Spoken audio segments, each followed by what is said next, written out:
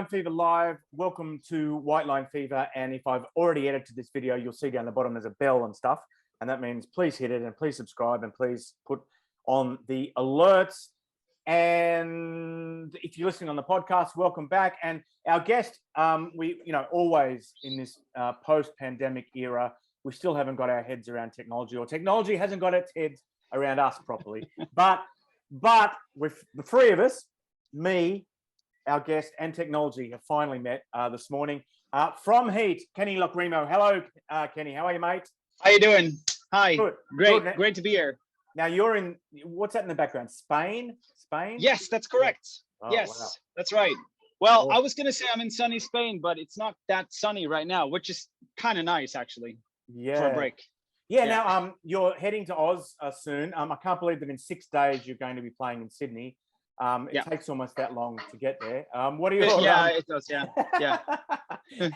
What are your preconceptions about Oz and going to Oz and all that sort of stuff? Yeah. Look, man, I the band is just completely.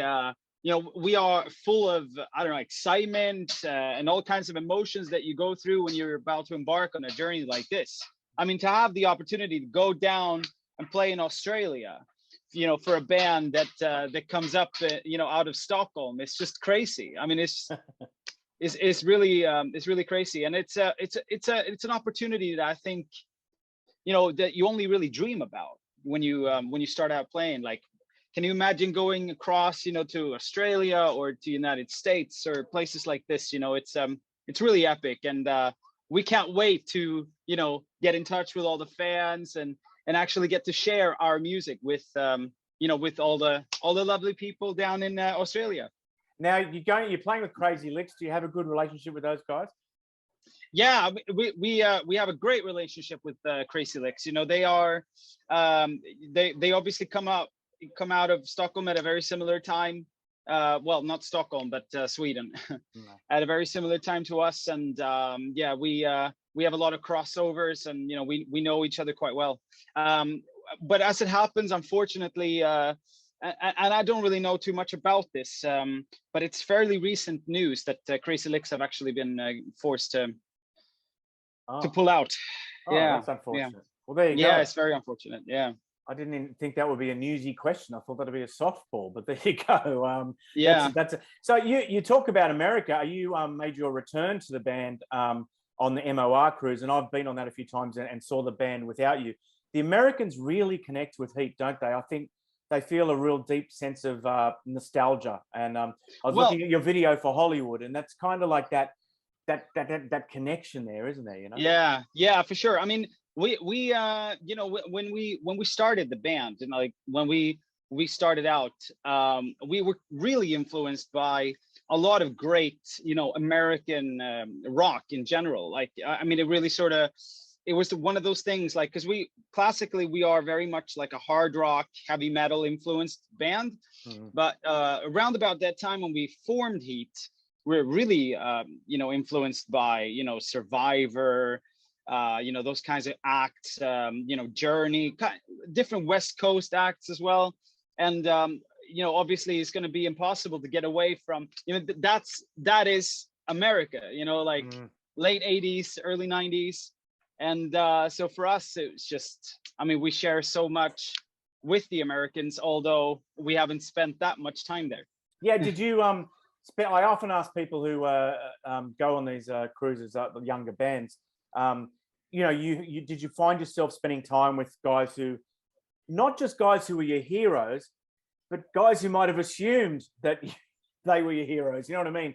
And you're so young that there will be some of them that you're not aware of and you didn't know who they were. Look, man, it was absolutely crazy. When we were on the boat, I have just, like, personally, I mean, I got in touch with a bunch of guys who are like some of these 80s, legends. I mean, musicians, and, we're talking about like Jeff Scott Soto, we're talking about Kip Winger, but that's just to mention a few. And they were like heavily involved, like come up to us after the show, was talking to us and be like, hey, fucking love your stuff, man. And just to mention like another anecdote, Jeff Scott Soto himself was stood right-hand side of stage the whole goddamn show that we were playing and just rocking out and just going crazy. Do you ever? Great stuff. Do you like obviously those guys have lived through an era which will never be repeated, and like you won't get that level of stardom because the music doesn't have the same cultural cut through as it did back then. I guess so. Yeah, but do you kind of imagine what it would have been like? Like obviously there's already quite a bit of craziness in the band and in your time around in the band, and we'll talk about that a bit later. Do you ever imagine what it would be like if it was like that now, and that you were in arenas and stadiums almost from the off, like yeah I don't know, man. I think I'm just thankful for doing what I do, and whatever else that happens around us, or whether it's coming across people who are really passionate about our music, and so I know that some people like to call them crazy fans, but it's really passionate people. And I guess in a time way before, when you have these great rock and roll like stories and myths and legends and everything else, it's just, but it wasn't just music. Time was different, like everything was different. Our culture was different, right? So I think it would be impossible for me to try and imagine how that would be today, because I'm of a different era, it's just how it is. Hello, everybody. Welcome back to White Line Fever. And for those watching, thanks for not turning us off.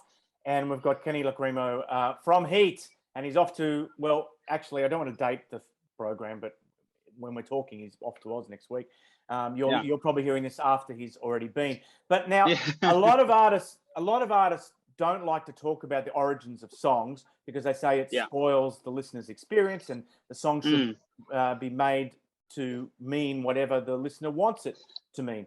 However, I found, listening to Tainted Blood off the new album Force Majeure, and then doing research, and then going back to listening to the song again, my experience was immeasurably enhanced, to the point where I was getting goosebumps and the hairs in the back of my neck were standing up, because it is about your own personal experience. And you mentioned in an interview about mortality, and you had a heart condition which was called Wolff Parkinson White syndrome. Yes. I had to look at my notes for that. I couldn't remember that. But and so you had to, and I believe it. Everyone says, and I did a little bit of research on the affliction, and it's not in very, very few instances life-threatening. But nevertheless, I'm guessing that you had to deal with the idea of mortality much earlier than most of us. Is that right? Well, I to some extent, I suppose. Yeah. I mean, it's that song, Tainted Blood. It's like, just like you said, it's based on, real experiences, but it's also inspired by, other people that we have been around or come across. And, so it's like, it's a song that speaks very much about this topic of, kind of coming to terms with what it could be like to, when you discover that your own mortality, and how it's like to sort of battle that and overcome that, and how it makes you stronger in a way. It's you use that to your advantage going through life. It's the ultimate life experience. And we've seen firsthand. We have a friend of ours, and so familiar to many of you guys probably watching this, Eric Gronvall, who basically comes out of the group and has to deal with this, on a very, very serious level. It's crazy. And being able to overcome that. And now he's on top of the world. I mean, it's like, that's, it's crazy stuff. And the song is very much about these kinds of, life-changing moments.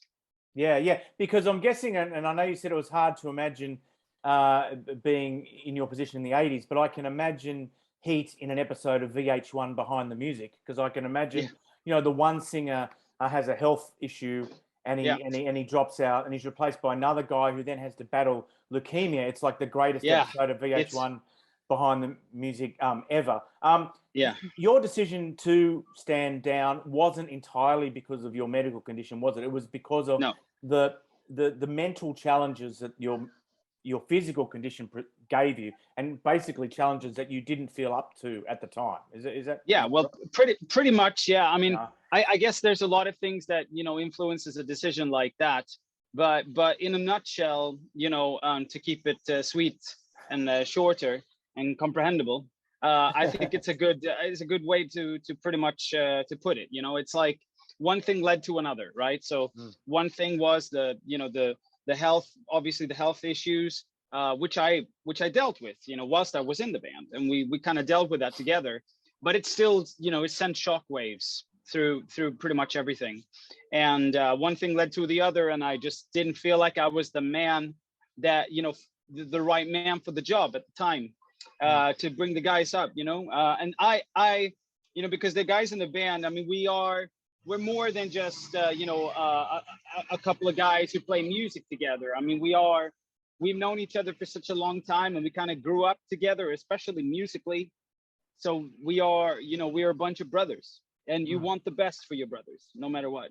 Yeah, yeah. And can you tell us, I've read sort of fleeting references in stories to lifestyle changes that you made when you were out of the band, and you know, and to say that one of the reasons that you wanted to move on was you weren't happy with the way you looked, you know, your condition, you know, you put on weight and blah blah blah. Yeah. Can you tell us a little bit about you know, you could almost be an ad now in your singlet there for you know, one of those pre-roll ads on YouTube for the Navy SEALs, amazing equipment, great results in 30 days. You know, so tell us, can you tell us a little bit about you know, the positive changes you made, you know, in your life when you were out of the band, so you felt better about yourself after yeah, that? of course. I mean, it's like, you know, when I came out of the fog, which I like to call it, because I was, you know, when I left the band, it took me a couple of years to bounce back, because it was kind of a big hit, you know, when you leave something and you don't really know how much it's worth to you. And so I basically you know, started exploring you know, different changes to lifestyle. You know, I started exercising, which obviously has this really positive effect on your mind and you know, everything. So and that drew me back towards music. I was working together with Dave again, you know, and I had a lot of, you know, good positive vibes from different people in my life. And obviously that's the most important thing, you know, is like you can talk all you want about fitness and exercise and getting in shape and all that stuff, but like, you know, you really need people around you. You know, you need supportive people, whether it's you know, family or friends or fans, you know, or just good energy, you know. And I think I learned how to deal with my own demons in a way, you know, put them down and fucking have it, you know, and that's what I did. So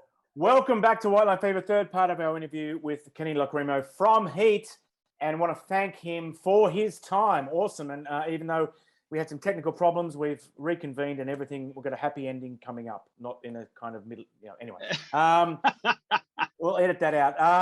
But what I was going to say, now I often ask a lot of bands from your part of the world about why is hard rock and metal and melodic rock so you know, it's such verdant soil for that form of music. And I get a lot of I won't tell you the answer I get, because I'll let you answer yourself, but I know you think it's down to the weather to an extent, don't you? Well, yeah, a little bit, yes. Especially when you go up north, you know, in places like Sweden, Finland, you know, Norway, I guess northern parts of Europe in general, really. It's a pretty cold place. And, you know, you spend so much time of the year locked inside, literally. I mean, you can go outside if you want, but you're not going to have a nice stroll. And you certainly can't compare it to winter seasons in other places. So this kind of forces you to find another kind of energy. You know, it's like you can't go out. It's dark. There's no sun. You know, so you gotta seek that other kind of inspiration in life. And music is typically something that we all lean on, right? I mean, it's like it's something that means a lot to us. And rock and roll in general, I'm not going to just talk about metal or hard rock or anything like that, but just rock and roll in general has this energy to you know, this uplifting energy. And I think that it's something that that you can that is easy to not just make, but to kind of like listen to and be inspired by. And I don't know, man, it's a theory of mine. I'm sure other people would disagree or agree with me, but that's how I look at it. A couple of guys I've spoken to have mentioned the darkness, and they've said the darkness breaking through. They were quite successful in Scandinavia, and they showed a pathway for young bands. Yeah. Do you think that the darkness at all figure in your sort of background? Well, you're talking about the band, The Darkness. Yeah. Not the physical darkness, no. Yeah, the darkness was coming through. No, but like not this darkness. No.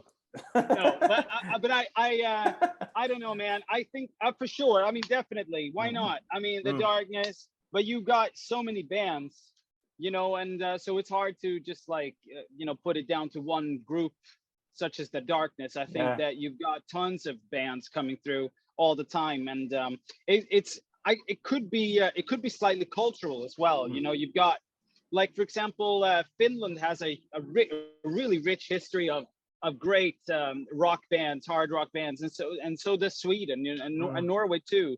Maybe a little bit on the darker side, but we've got it, man. And it's like it's a mix of those pop melodies. You've got fucking giant bands like Europe, and you've got Nightwish. You got like all kinds of really cool big acts, and they're bound to have influenced a huge amount of people to get in on doing this stuff. Two more questions. You mentioned Erik Grönvall, and when he was in the band, you were outside looking in and going, well, I guess that could be me if I hadn't sort of made these decisions. Now I'm thinking you might have the same view looking at him, because you had am I right in saying you had similar opportunities as well? Well, I mean, but what do you mean though with similar opportunities? To join big, well-known bands. From what I've read, people did approach you. Oh yes, I mean, yes, I've been approached by other acts, other bands, but this is such a difficult one, because for me, everything happened in the sort of perfect moment, like the perfect time. I was ready to get back and really like lead a band in a way on stage specifically. I felt ready. I felt hungry. I just really wanted to get back into it. And this opportunity to come back in H.E.A.T presented itself at perfect timing. And with H.E.A.T, it's that's part of my legacy. It's part of what I have done in my life. So for me, it's like a return to home in a way, and it's something that I just could never ever have passed on. Whereas it comes to other bands, those are other people's their works and their legacies, and that's all cool. I love that stuff, but it's just that for me, if I was going to do this again, it was going to be in H.E.A.T.